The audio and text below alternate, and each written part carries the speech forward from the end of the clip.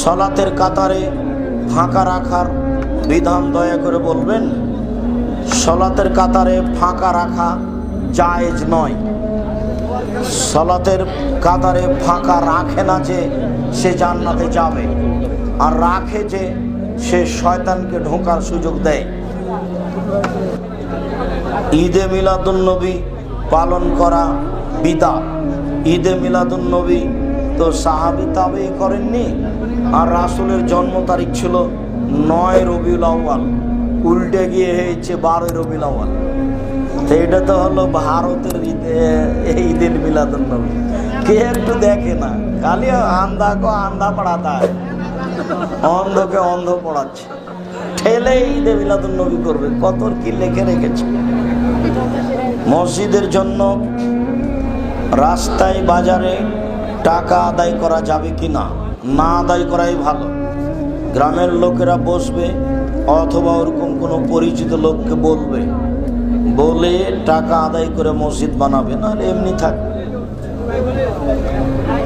হজের ব্যবসার শরীয়তের দৃষ্টি কি? মানে মানুষকে ভালোভাবে সঠিকভাবে হজ করাবো বলে এই কাজে নামতে পারে, তবে টিকে রাখা খুব কঠিন। মানে টাকার লোভ থাকে তো, তখন ওটা সঠিকভাবে করা খুব কঠিন হয়, তখন ভালোর জায়গাতে খারাপ হয়ে যায়। জায়েজ হলেও বেঁচে থাকা ভালো।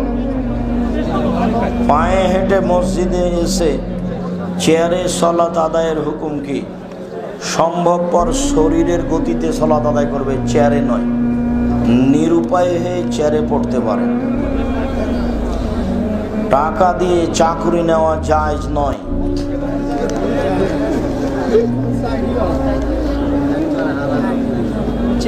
কুচে মাছ খাওয়া যাবে কি? যে খাবে রুচি হলে খান, কচ্ছপ রুচি হলে খান, রুচি না হলে খাবেন না। বিবাহের সময় প্রচলিত মুকুট পরা যাবে কি? মুকুট সম্ভবত হিন্দুদের নীতি। এমনি ভালো পোশাকে থাকেন, মুকুট পরতে হবে না।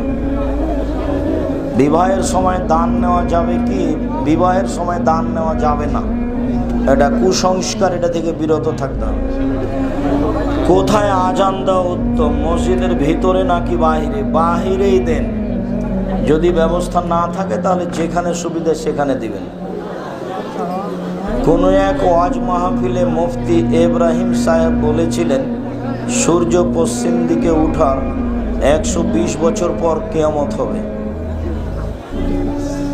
সূর্য পশ্চিম দিকে ওঠার 120 বছর পরে কিয়ামত হবে, এরকম কথা আমার জানা নেই।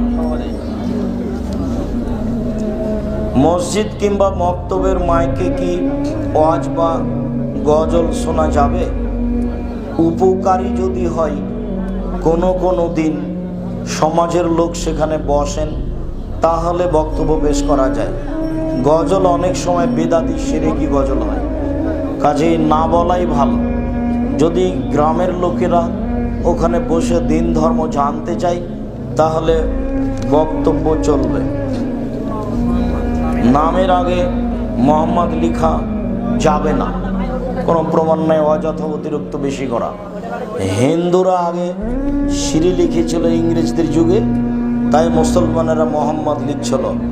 এখন ওটা নেই, এটা লাগবে না, শুধু নাম। কোনো এক ব্যক্তি যদি সালাত আদায় না করে, কিয়াম সিয়াম পালন না করে, আর সেই ব্যক্তি যদি আল্লাহর জিকির করে, সালাত আদায় না করে জিকির করে কি হবে?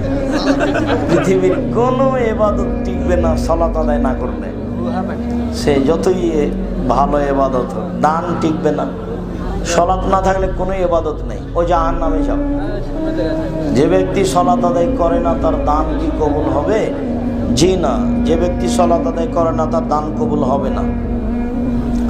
একটি লোক 5 ওয়াক্ত সালাত আদায় করে, কিন্তু সে ব্যক্তি বিড়ি গোল জর্দা খায়, তার সালাত কবুল হবে না।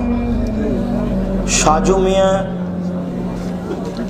তার শারীরিক অসুস্থতার কারণে এবং তার পিতা মৃত্যু হওয়ার রুহের মাগফিরাত কামনার জন্য মাওলানা আব্দুর রাজ্জাক সাহেবের কাছে আমার প্রশ্ন, সে নাকি পিস টিভির প্রশ্ন উত্তরে বলেছে মিলাদ করা যাবে। পিস টিভির কোনো প্রশ্ন উত্তর আমি দিইনি কোনো দিন। পিস টিভিতে আমার দুই শ্রেণীর বক্তব্য আছে, একটা হলো টিভি টক মানে বক্তব্য, আর একটা হলো টক শো মানে সমষ্টিগত আলোচনা। সেখানে আমার কোনো কথা নেই। আর আমি কি এটা ছিল জিজ্ঞাসাটা, মিলাদ, এইটা কি আর হয়? বাবাই যাবে, দেহের শ্বাস থাকা গেলে হবে না, অজ্ঞান হয়ে গেলে হতে পারে। যদি আমার জ্ঞান না থাকে তবু যদি আমি কথা বলি তাহলে হয়তো হতে পারে, তাছাড়া সজ্ঞানে হবে না।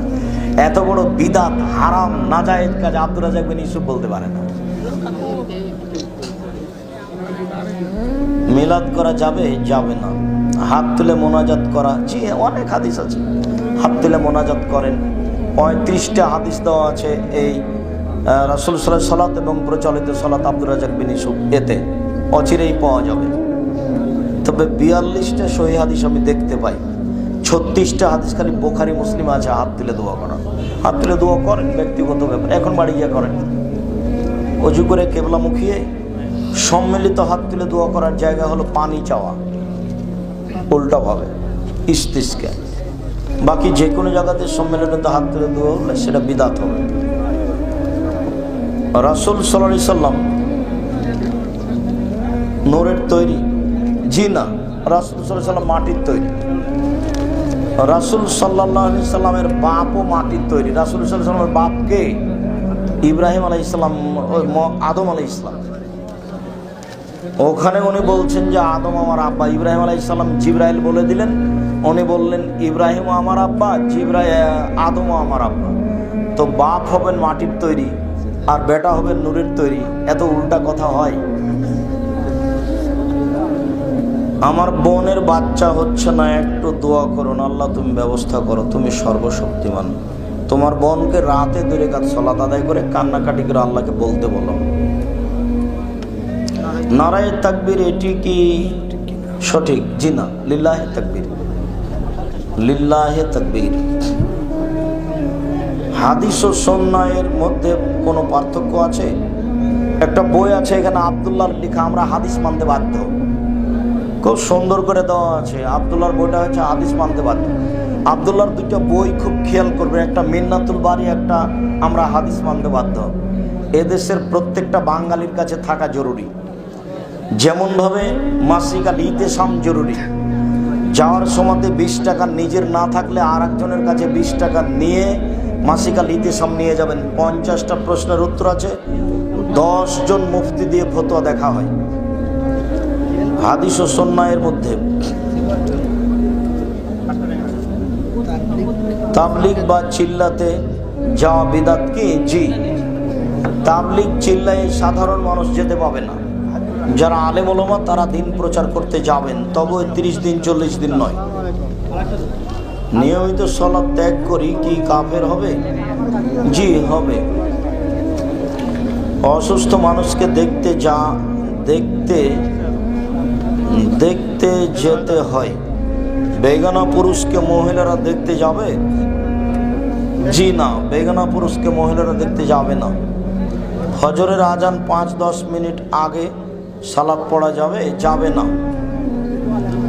সালাত পড়ার সময় মহিলাদের ডাকনোর উপর কাপড় উঠলে সালাত হবে কি? হয়ে গেলে নেকি কম হবে, চেষ্টা করতে হবে ডাকনোর নিচে রাখা। মহিলারা শব্দ করে কেরাত তেলাওয়াত করতে পারবে? স্বাভাবিক কণ্ঠে করবে। আমাদের আহলে হাদিসের ভিতর যে তারাবির সালাত 2 রাকাত করে 8 রাকাত পড়া হয়, আর প্রশ্ন হলো তারাবির নামাজ যে 2 রাকাত করেই পড়তে হবে, সেইটা কোন হাদিস? সব হাদিসই তাই, এইটুকু তোমার জানা নাই? কি জিজ্ঞাসা করে এত বড়? সব 2 রাকাত করে। নিম্নে 2টি প্রশ্ন দেওয়া হলো, আশা করি উত্তর দিবেন। তারাবির সালাত কত রাকাত? 8 রাকাত।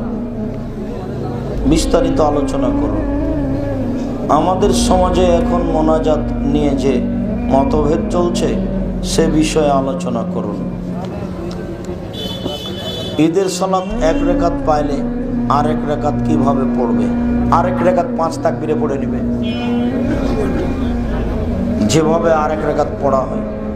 আর নয়, আর দিয়ে নয়, এখানে নিজের পরিচয় আহলে হাদিস বলতে হবে। আহলে হাদিস বলার কি প্রয়োজন? কোনো জরুরি স্থান হলে সেটা ভিন্ন কথা। তাছাড়া বলবো আমি মুসলিম। জেনে শুনে কোনো এনজিওর চেয়ারম্যানের টাকা দিয়ে মসজিদ করা যাবে কি? এনজিওর টাকা দিয়ে মসজিদ করা যাবে না। শুক্রিয়া, জাযাকুমুল্লাহ খায়ের। আল্লাহ আমাদের যারা মারা গেছে তুমি তাদের কবরের শাস্তি মাফ করো। আমরা যারা অসুস্থ তুমি তাদের আরোগ্য দান করো। আমরা যারা বেঁচে আছি তুমি তাদেরকে তোমার রাসূলের পদ্ধতি অনুযায়ী চলার তৌফিক দান করো। আজকের আলোচনা যেটা আমরা শুনলাম, এসব বিড়ি, তামাক, জর্দা, সিগারেট, গুল, নেশাদার দ্রব্য যেন আর কোনোদিন আমাদের মুখে